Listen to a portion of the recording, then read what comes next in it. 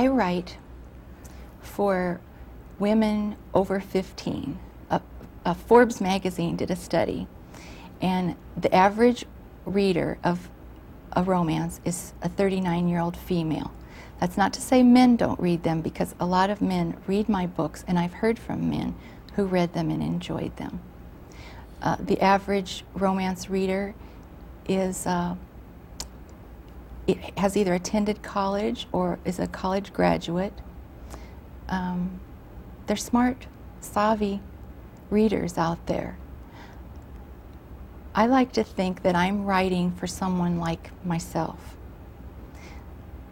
A reader who takes the subway home and has some time to kill, or a reader who spends her day at the office and goes home to deal with her family and then wants to relax for an hour or 2 hours in the evening, and that takes her away from all that. And I don't think that romance is an escape, as a lot of people will tell you, that for women this is just an escape from an unhappy marriage or an unhappy life or humdrum life. I don't believe that at all. It's the basis of life. Everyone wants someone to be close to. Everyone needs to be loved and wanted. And we all have that ideal of the other person out there that we're going to connect with. And they're going to meet our needs and be everything to us. And it's a dream that we have. A romance novel it's exciting to me. It's unique in itself. It has all the what so-called formula of, say, if you want to read a mystery, you know what you're going to find in a mystery. And so a mystery lover goes and they know they're going to see all the red herrings, they're going to see the whodunit and the good guy, and in the end, good will triumph over evil. The same goes for a romance. When a romance reader picks up a romance, she knows she's going to see two characters who don't quite get along at first and have to overcome all the obstacles to triumph, that their love triumphs in the end. It always has a satisfying end. A mystery writer meets needs for their readers, and they know that they'll have we know that the bad guy doesn't always get caught, but that's not an escape to read a mystery and think that that's unreal. And the same in romance. We know that every relationship doesn't have a happily ever after, but we need to believe it does. A historical romance is one genre of the many in the romance market. There is historical fiction, which the emphasis is on history rather than romance. In romance, historical romance, the emphasis is on the romance, on the characters. There's also what's called a costume drama that's just taking your characters and plopping them in a locale. I don't write that kind. Mine are character-driven books, but I set them against a backdrop that makes it believable and makes it realistic. And I like to use a lot of information, scenery, real facts that make a good background for the story. I love prologues, so I'm going to read you prologues. I think a prologue should hook the reader and make it impossible for them to not finish reading your book. And hopefully that's what I do in my prologues. They're not very long, but I hope they're a hook. 1875. This is from Rain Shadow. An unfriendly wind carried the pervading stench of scorched wood and canvas. Two feathers, crouched in an outcropping of boulders, ignored the odor as well as the rocks biting through his moccasins, his attention focused on the ruinous scene below him. The charred skeletons of 24 covered wagons lay on their sides like so many smoldering carcasses on the Nebraska prairie. Thin gray trails of acrid smoke curled into the darkening sky.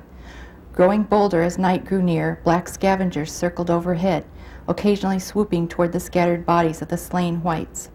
He examined a few overturned rocks. A small war party had lain in wait earlier. The arrows in the bodies were crow. Two Feathers wasn't worried that they would return. They had scalped and looted and were long gone. Ominous thunderclouds had obliterated the setting sun the better part of an hour ago, and the purple sky boasted the unmistakable aura of rain. Through the stillness a pitiful wail carried, wafting with the dry, acrid stench of gunpowder. The sound had grown weak, at times almost a mewling, but its effect was no less profound than the first time Two Feathers had heard it. Several yards from the violent scene, Two Feathers saw a small figure take a few reeling steps and crumple on the short-cropped buffalo grass. It was a girl child, tiny and dark-haired. The sun, her foremost enemy earlier, had disappeared, and now her true peril began. The Indian gestured to the spotted pony behind him, covered the velvet nose, and whispered a command. The animal stood unmoving, its eyes watchful. Two Feathers crept stealthily from his hiding place, silently closing the distance between his horse and the child. Catching sight of the lively muscled Indian dressed only in deerskin leggings, a knife at his hip, her dark eyes registered surprise. Her head rolled tiredly, but the soft keening lessened. She was no more than 3 or 4 summers, dressed in the muslin and apron fashion of the whites. Her exquisite hair, near black and flowing, held bits of dry grass and twigs. A heart-shaped gold locket with a stone Two Feathers didn't recognize dangled from a chain around her neck. Was the ornament a bauble to pacify her during the day's journey, or perhaps a mother's last frantic attempt to leave the child a shred of her identity? Two Feathers crouched over her.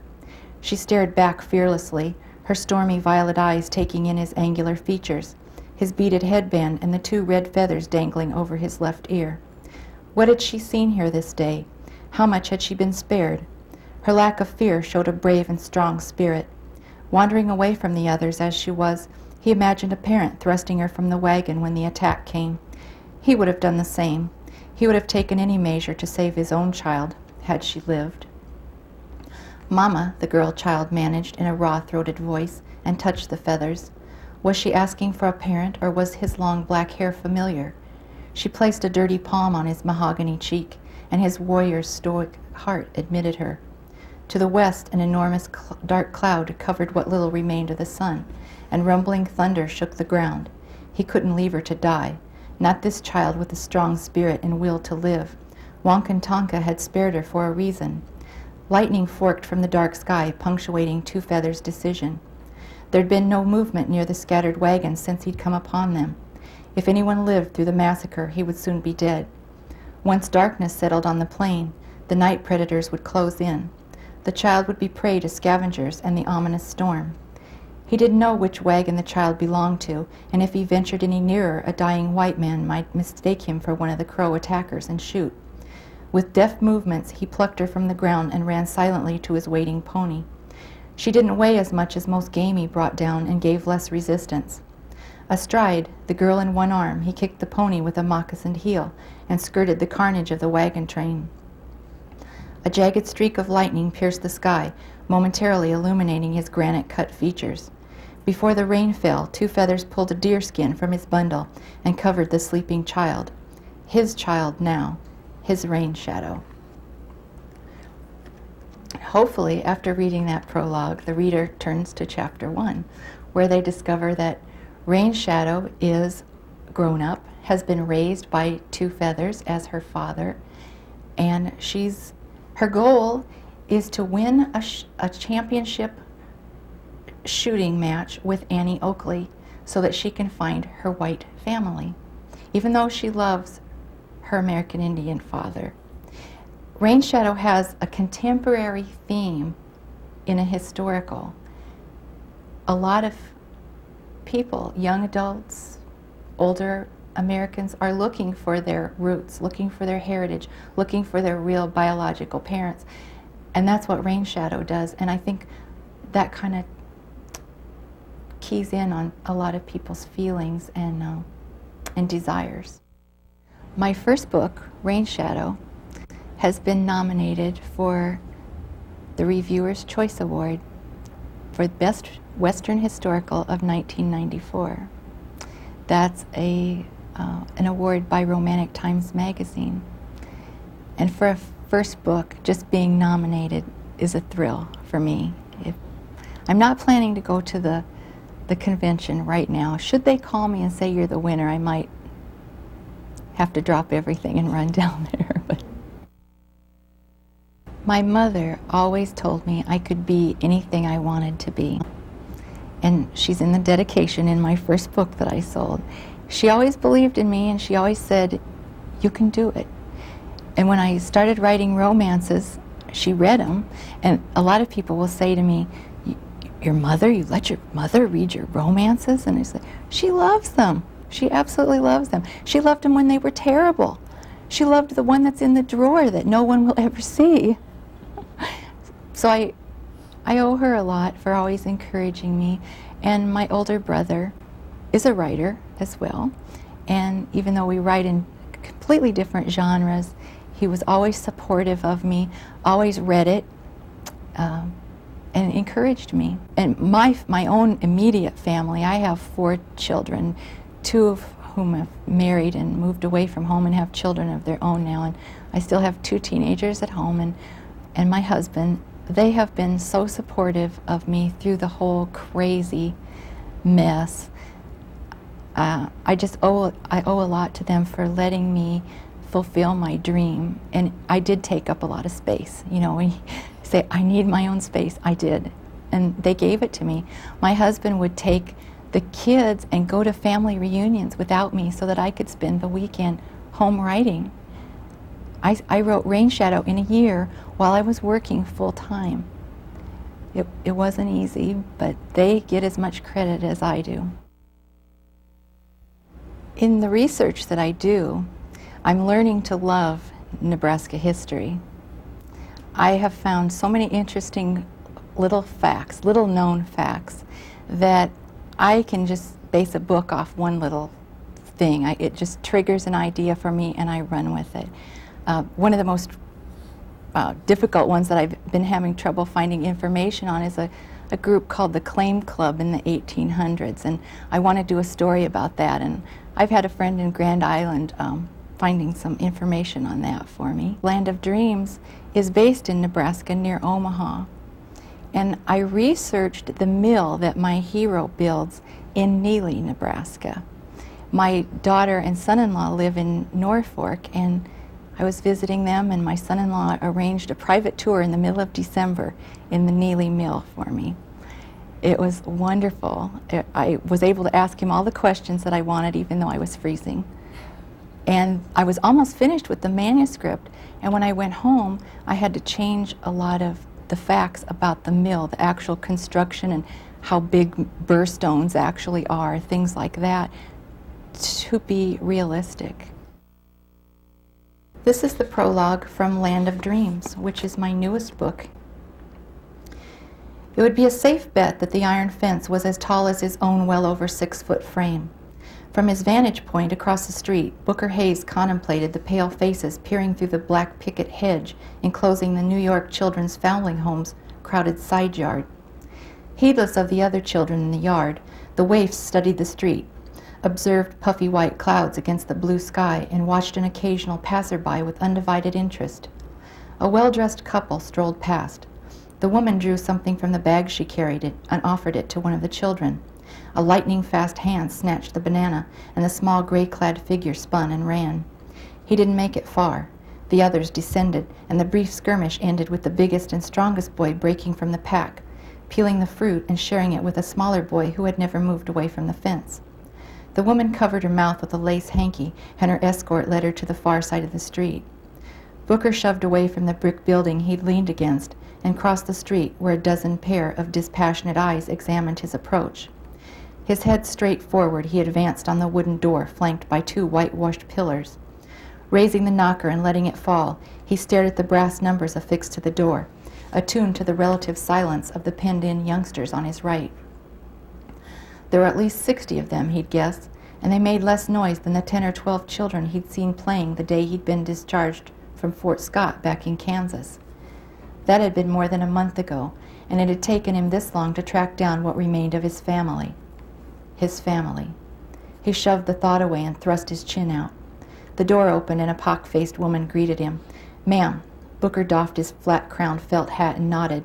"Booker Hayes, I'm looking for my niece. The hospital told me she'd been sent here."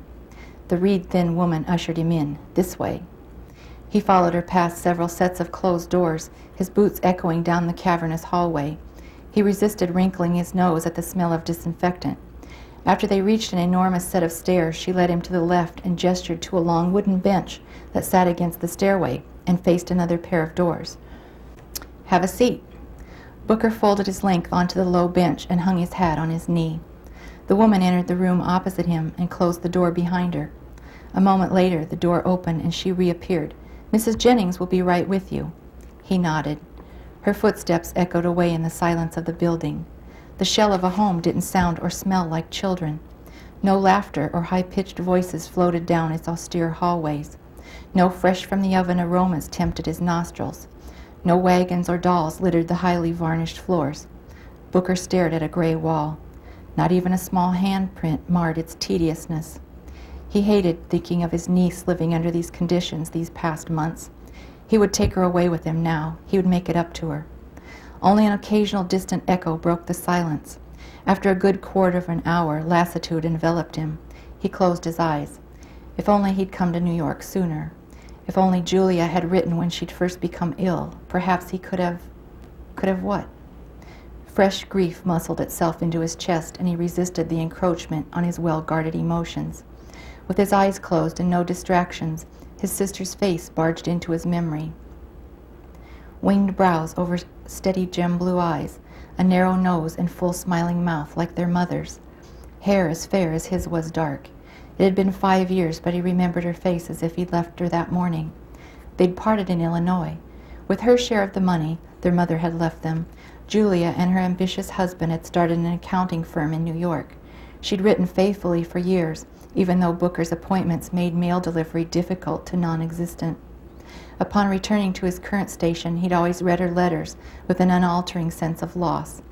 Reading the delicately scripted missives, he'd empathized with their fledgling business, rallied with Julia's unflagging determination and spirit, and experienced his niece's growth from infancy through toddlerhood, all the while reliving memories of Julia as a child. Booker had only seen Zoe that one time in Chicago before Julia and Robert had headed east. While the rest of the country swarmed westward, the little family had bucked the current and moved to New York. Above his head, a metallic scrape attracted Booker's attention. Turning, he discovered a bucket beside a pair of run-down brown shoes and snagged black stockings drooping around a pair of bony ankles. Above them hung a faded blue hem that had been let down several times. Booker twisted on the bench and glanced up. A girl stood on the stairs, one hand on the banister, the other twisting a hank of hair at her ear. Running her palm down the smooth wood, she descended the steps and hung on the post at the bottom. He guessed her to be about 13 or 14. Her limp brown hair hung blunt cut at chin level. A wide forehead, brown eyes, and straight brows dominated her features. "Hey, mister." "Hello," he replied. She swung back and forth. "You looking for a kid?" He glanced back up at the bucket she'd left on the stairs. Beside it, a rag dripped gray water into the wood. "Yes?" "A girl?" He nodded. "Take me home with you. I'll be a good little girl." The coaxing tone that entered her voice, the provocative expression that stole across her high cheekboned features would have been seductive had she been a whore. Coming from this girl child with barely budding breasts beneath her limp apron, the lewd implication twisted something in Booker's gut. She couldn't have insinuated what he'd imagined. He had to be sick for the obscene thought to even cross his mind. He had to have misinterpreted her meaning. But she rubbed herself against the banister and met his gaze with eloquent invitation.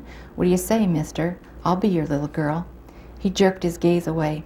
Embarrassed warmth flooded Booker's neck and cheeks, a wave of disgust on the crest. He still didn't want to believe what he knew had just taken place. Dumbly, he shook his head. Behind him, the door opened and he jumped guiltily. A well-dressed gentleman emerged from the office, settled a bowler on his steel-gray hair, and nodded to the woman behind him before escorting himself down the hallway toward the front door. The girl scampered up to retrieve her bucket. "Claudia, what are you doing down here? You have work to do." The woman's tone and the disdainful expression on her straight-featured face told Booker she had a pretty good idea of Claudia's unchildlike approach. "I'm Mrs. Jennings. I'm sorry to have kept you waiting. Won't you come in?" Above them, Claudia's footsteps sounded on the stairs. The square-shouldered matron ushered him into an unimaginative office and closed the solid door behind them. Uncomfortably warm, Booker resisted the urge to insert a finger inside his stiff collar. He sat across from her and waited while she composed herself behind a desk that held a ledger, an oil lamp, and a pen set. He cleared his throat and began, "Mrs. Jennings, I came to New York to visit my sister and her family. I found that both my sister and her husband died of influenza, and their daughter was placed in your orphanage." She scrutinized his face, his well-tailored white shirt and dark coat. "You've come for her?" Booker met her level gray gaze. "I'm her family." "What is her name and age?" "Zoe Galloway. She was born February 2nd, 1869. Mrs. Jennings stepped to a wooden cabinet and opened a drawer. Her thumbnail flicked across the files. She closed the drawer and opened another. Booker watched her. Withdrawing a folder, she returned to the desk. He waited. She opened the file and scanned it. "Your niece isn't here." The meaning of her words didn't register for a full minute. Zoe wasn't here? Where is she? Mrs. Jennings laced her large-knuckled fingers on the open folder and regarded him squarely.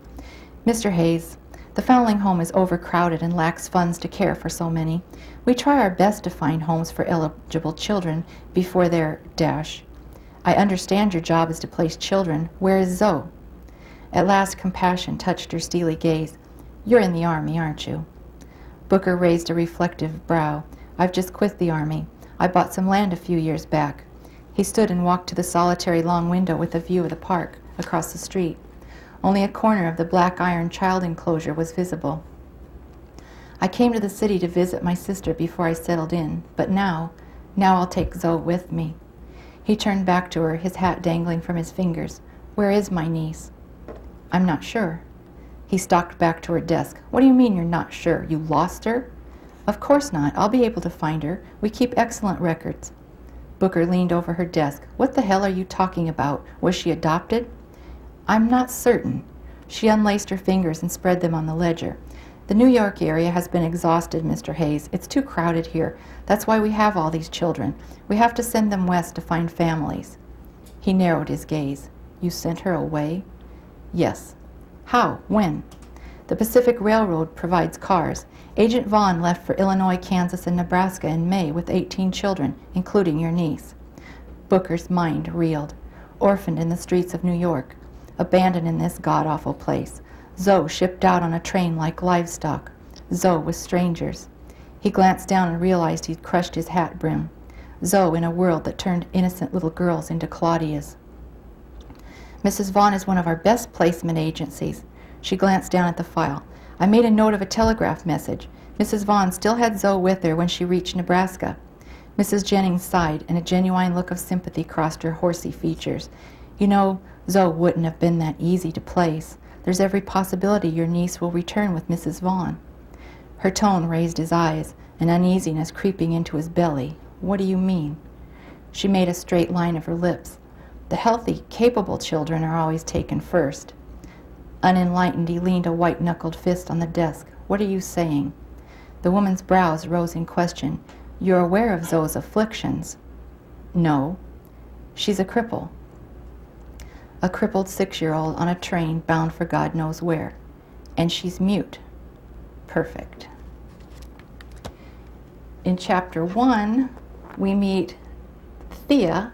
She's Too Tall Thea, is what she's been called by the townspeople in Nebraska. And she has set up a little church reception for the orphan train. And she can't resist Zoe, and so she convinces Agent Vaughn and her father to let her take Zoe and keep her until another family is found. But of course she falls in love with Zoe and then doesn't want to let her go. And where do you think Booker goes looking and finds Zoe? With Thea in Nebraska.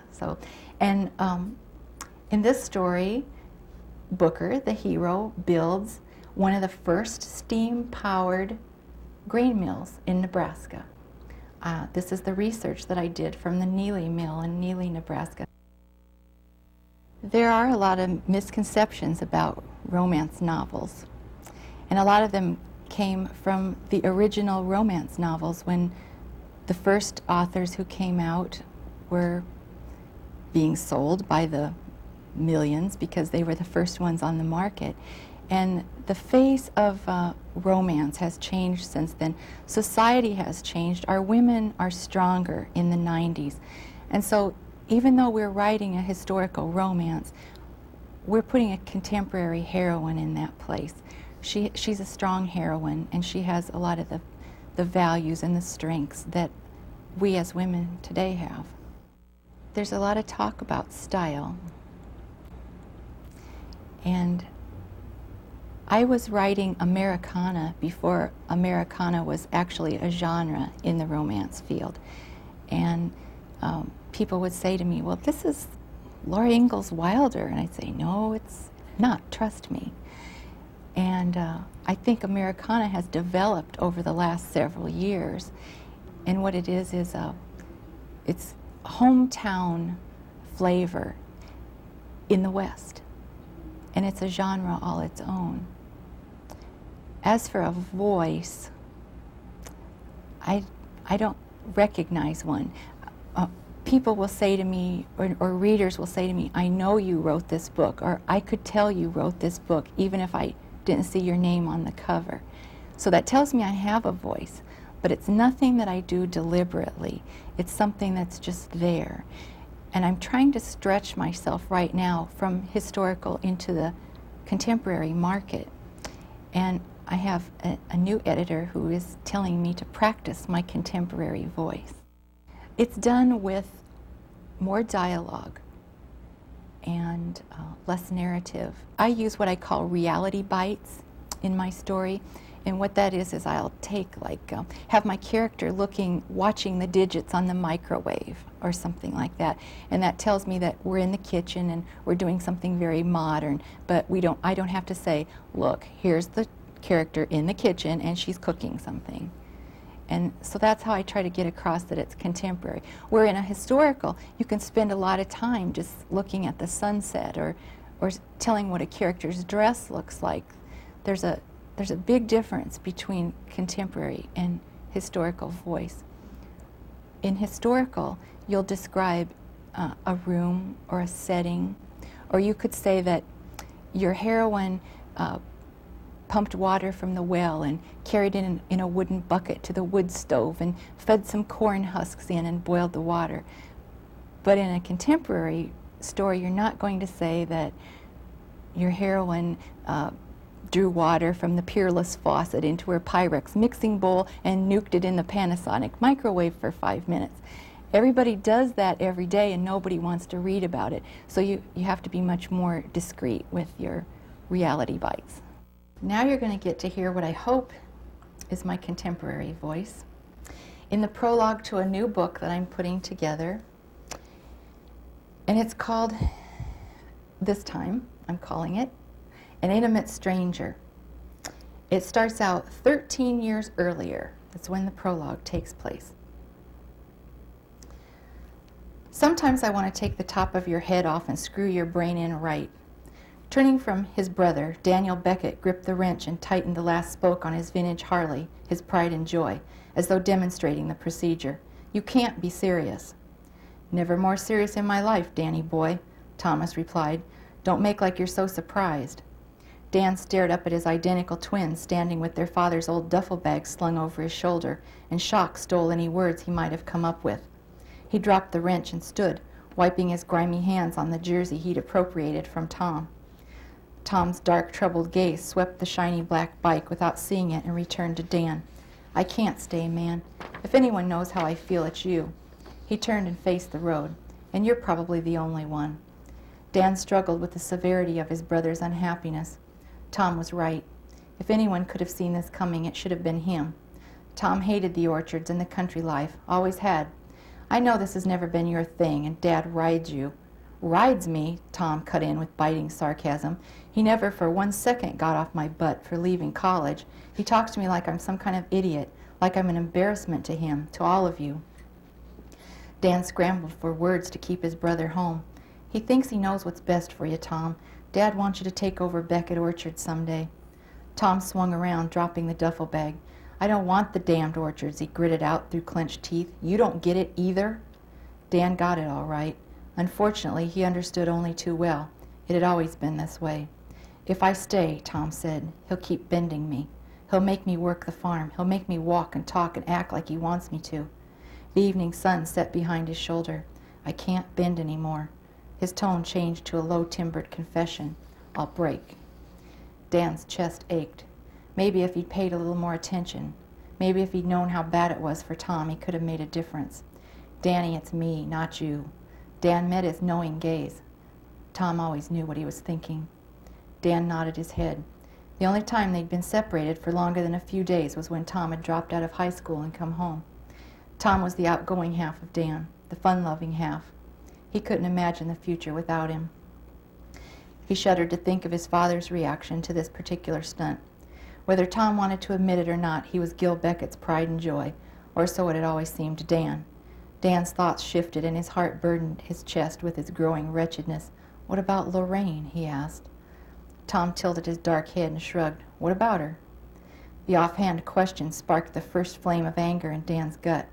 There was a time when he'd had his own eye on Lorraine Loring, but after Tom quit college and came home, Gil had done his best to arrange a relationship between them. Lorraine was crazy about Tom, but deep in Dan's heart he'd harbored an insane hope that if things didn't work out between them, she might turn to Dan. He shook his head to clear the image. "What did you tell her?" Tom choked back a laugh. "Tell her? Man, I haven't told anybody anything." "You're going to leave without so much as a goodbye?" Tom scraped his jaw with a thumb. "I'm sorry about her," he said. "Dad pushed her on me. I like her," he added quickly. "I just don't want to marry her. Dad told me last week it's time to take on responsibilities, get married. Well, I don't want to marry anybody, at least not until I'm damn good and ready." "Tell Dad that," Dan coaxed. "Tell him you don't want to marry her." Tom snorted. "Oh, right. And for once you think he's going to listen? He won't believe the farm isn't my thing. Why would he believe Laurie isn't my thing either? He'd make my life hell." Dan didn't argue. In his heart he knew Tom was right. It would take something drastic, something more than talk to sway the old man. "Shouldn't you at least tell her?" Dan asked. Tom stubbed his booted toe into the dirt and shook his head. He looked past Dan's shoulder. "She'll get over it." Several minutes passed. In the distance, a car stirred up a cloud of dust on the road. "You're really going, then?" Tom nodded and scooped up the bag. Their eyes met and held. On the outside, they were mirror images. On the inside, they were as different as night and day. Dan wished like hell he could solve this problem. Wished he could say or do something that would make a difference. But he knew his brother's discontent. And he knew, too, that there were no easy answers. Dan. He waited for his brother to speak. "Tell Mom I love her. She's the last one I'd want to hurt. It's just that..." He raised his face to the lengthening shadows. "I can't take this anymore." Dan nodded solemnly. Their mother's stroke had left her bedridden for the past 8 months. Tom, no more than Dan, could have said goodbye in person. "Will you call?" Tom shook his head no. A minute later he tried. "Right? Maybe someday." With the inner awareness that neither could put into words, but always understood and took for granted, Dan knew his brother wanted no show of emotion. Dan glanced around. "How are you getting there?" Tom's old car had needed a new fuel pump for a month. Tom hefted the bag over his shoulder. "Someone will come along," he said with his usual careless confidence. Dan dug in his jeans pocket, came out with the key to his bike, and handed it to Tom. Tom stared at the key in his open palm. "You've barely paid it off." Dan raised a brow. "Yeah, well, I won't worry about you hitchhiking." He shrugged. "And besides, I get a farm out of the deal, right?" Tom tied the bag on the back of the bike. "You sure?" Dan nodded. He'd never been more certain of anything. If his brother was trekking off for parts unknown, it would seem like a part of him was going along. Tom threw one leg over the seat and started the engine. He simply raised his hand in a mock salute. Dan returned it. Tom levered the kickstand up with his heel and circled Dan in a slow arc before heading toward the open road. His brother and his bike grew rapidly smaller until both disappeared, leaving a cloud of dust on the gravel road. An unfamiliar emptiness filled him, one he wasn't sure how to deal with, let alone explain. Tom was gone. His brother, his twin, half of himself. As though by rote, he turned, picked up his spoke wrench, dropped it into the toolbox, and closed the lid. His promise to explain things to their mother, their father, and Lorraine pressed in with suffocating heaviness. Dear God, what had he done? What had Tom done? He slumped down on the dented lid of the metal toolbox. Time seemed to stop, yet be increasingly active. From inside the garage, the radio announcer predicted fair weather for the extended forecast. Dimly, from a far-off corner of his mind, Dan was glad. Tom would have a safe trip, wherever he was headed. A fresh shard of anger knifed through his chest. Anger at the sudden twist of fate, at being left behind, which was crazy because this was where he wanted to be, at being the quieter child, the one who'd done the chores while Tom had played boisterously and been a constant source of entertainment and enjoyment to their parents. At once again taking on the garbage end of the deal and picking up the pieces while Tom went about his own way. An hour later, he still sat on the toolbox, chilled from the cool evening breeze, his buttocks numb. He was no closer to an answer. How was he going to tell his father and break the old man's heart? It was no secret that Gil Beckett favored Thomas, the son born only minutes before Dan. Tom had the love and approval Dan craved, and he'd thrown it all away. Telling him could wait until morning. Sometimes Gil didn't realize Tom had been out half the night. Hell, it might even be a day or two before he got curious. Dan carried his toolbox to the garage. No, he might as well get it over with. Come clean. Let the chips fall where they may. Behind him, gravel crunched. He stepped out of the garage and squinted at the headlights. The engine died and the lights went out. There was no mistaking the old Buick. Lorraine Loring got out, closed the door, and walked toward him. His heart thundered against his ribs. Not now. Not yet. He hadn't had a chance to talk to his father, hadn't planned what he'd say, hadn't come to grips with it in his own mind. We need to talk. Her voice trembled with something close to fear. Did she already know? How? Had Tom done the right thing and stopped by on his way to the great unknown? The scent of jasmine floated to him on the night air. His heart kicked into high gear. Tom was gone. Tom was gone. Tom was gone. And Lorraine was here. The breeze loosened a silken tendril of nutmeg-colored hair from her ponytail.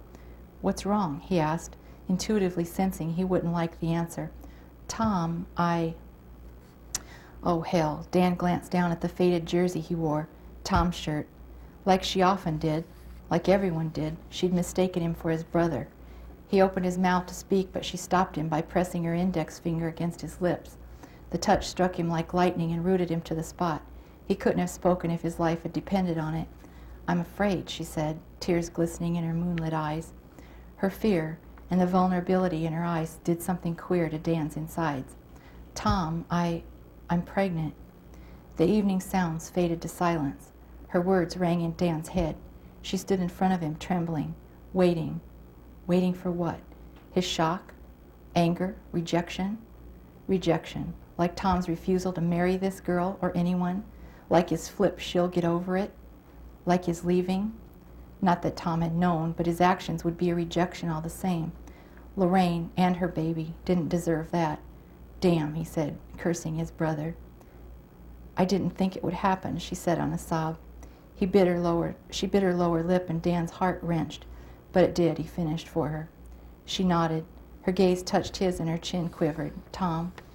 He took her delicate shoulders in his hands. It was the first time he'd ever touched her, and he liked it, more than he should have, but as much as he'd always known he would. She came willingly to him, make that to Tom, and nestled against his chest like a custom-made fit. The tremors in her body arrowed straight to his soul and rekindled his anger. How could Tom have left her like this? How? Beneath his chin, her soft hair beckoned exploration. He tunneled his calloused fingers through the silken strands. She pressed against him. If he was going to tell her, he should tell her now. He could easily grow addicted to her nearness. He'd seen her for years, wanted her from a distance, but she'd been chosen for Tom. Now this. The thought that crept into his mind surpassed stupidity. That he entertained it in a rational state bordered on insanity. Sitting on that toolbox must have numbed his brain as well as his backside. A soft shudder passed through her frame, and her damp tears soaked through Tom's shirt. How long he held her, he wasn't sure. Finally, sounds entered his consciousness, the motor tinging as it cooled beneath the hood of her father's Buick, crickets in the orchards, a mellow love song crooning from the radio in the garage. In the end, he really didn't have a choice. No way could he make himself say the words, Tom's gone and he won't be back. Your baby's father ran off and deserted you, but hey, you'll get over it. Had she not been pregnant, had she not been someone else, had she been someone else, he might have been able to explain things better. But she wasn't. She was Lorraine, and he wanted her. She pulled back and gazed up, her expression so lovely and vulnerable. I'm sorry, she whispered. The decision was surprisingly easy. "It's not your fault," he said softly. "We can get married." She caught her breath. "Will you marry me?" he asked. Lorraine nodded and burst into tears against his brother's jersey. Chapter 1 begins 13 years later, after 13 years of married bliss and 3 more children, when the real Tom comes back.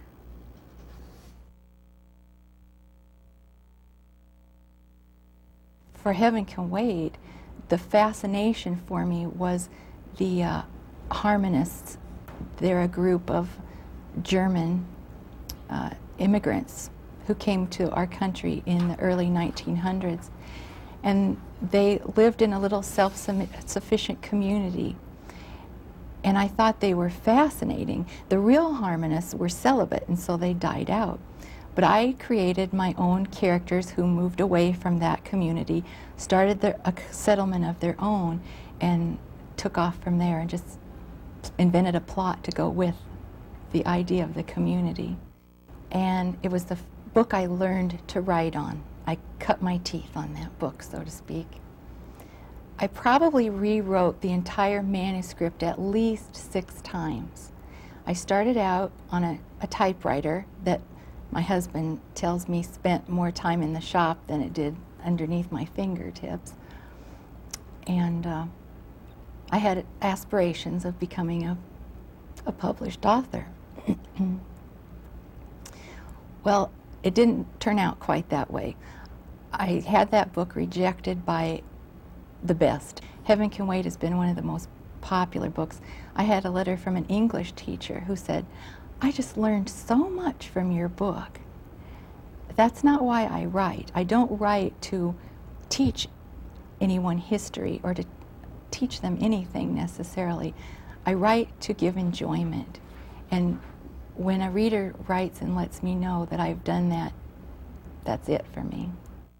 The first time my agent said to me, "I'm going to submit this book to Harlequin," I wasn't overly excited about it because I wanted to be a big-time Berkeley or Jove or Bantam author. But I said okay, because I figured she knew her business. And within 4 months, she had the book sold. And I was happy, but I don't think I was still thrilled about the particular publisher she chose. Now that I have worked with Harlequin repeatedly, I've had 4 sales with them, and I'm working on another contract right now. I couldn't be happier with a publisher. It was just divine intervention that led her to submit this book to them. I know my book is in every drugstore, every discount store, every bookstore in the whole United States and Canada, and will be picked up in foreign languages in other countries. Harlequin publishes in 25 languages right now through their subsidiary publishing houses. So distribution couldn't be better. I'm going to read you some Harlequin Fun Facts. This is my favorite fun fact. If all the Harlequin books sold in a single day last year were stacked one on top of another, the pile would be 5 times as high as the New York's World Trade Center. If placed end to end, Harlequin books sold last year could run along both banks of the Nile, both banks of the Amazon, and one bank of the Rio Grande.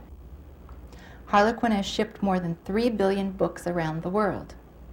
If you set out to read all the Harlequin books sold over the past 10 years, averaging a little over 2 hours per book, you would be reading for the next 250,000 years.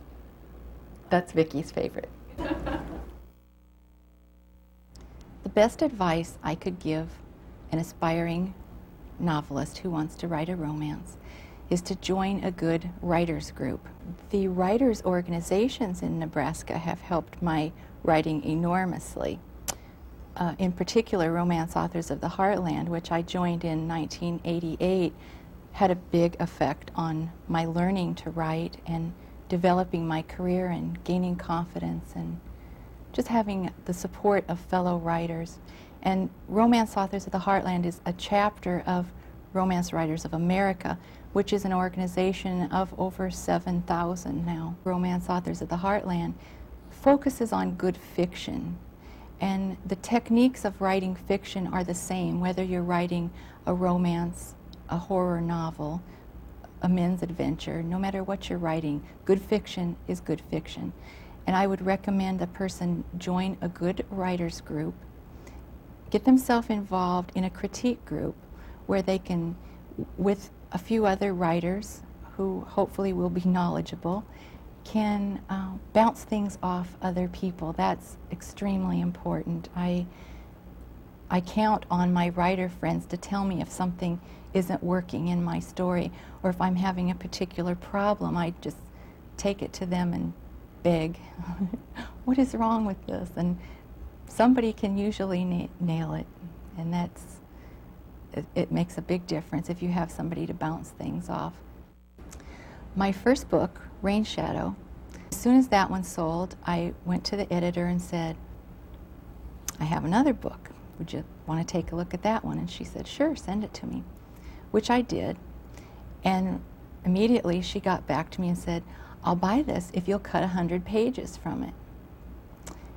And I thought, well, why not? And so I somehow managed to cut 100 pages from that book. I had a good friend help me, because she was a little more objective about those precious words than I was, and I cut an entire subplot from the book. It takes a lot of maturity to be able to change and cut on your precious work. It's a sign of maturity that you don't think every word you write is carved in stone. I don't think you can write a good piece of fiction until you've lived a lot. Not to say that a young person can't write a good book, but I think there's a lot more emotion goes in, a lot more characterization. If you've experienced a lot of feelings, if you've known a lot of people who've gone through situations of trial and crisis, and hopefully I do bring that to my books. I write a character-driven book, and I love my characters at the time I'm writing the story. I love my heroine, I love my hero. I want to see them get together, and I try to bring as much excitement into their relationship as I can. There's even quite a few male romance authors. Robin Gideon is, it's really his name, and he's a man up in Minneapolis in that big chapter up there. Jennifer Wilde, who is one of the original famous romance authors, was a man who is since deceased. A man could not sell a romance under his own name. Yeah, a woman wouldn't want to read a romance that she thought a man wrote. Their idea of sensuality is a lot different. Men and women look at love and sex completely from different angles, and women read them for the romance aspect, and men are more into the physical. Where the biggest trip for the romance writers is getting into that man's head, getting into the hero and having him think all the things you really want him to think. the ideal man, you know how women always think you should know what they're going to say next and what they want without actually communicating. Yeah.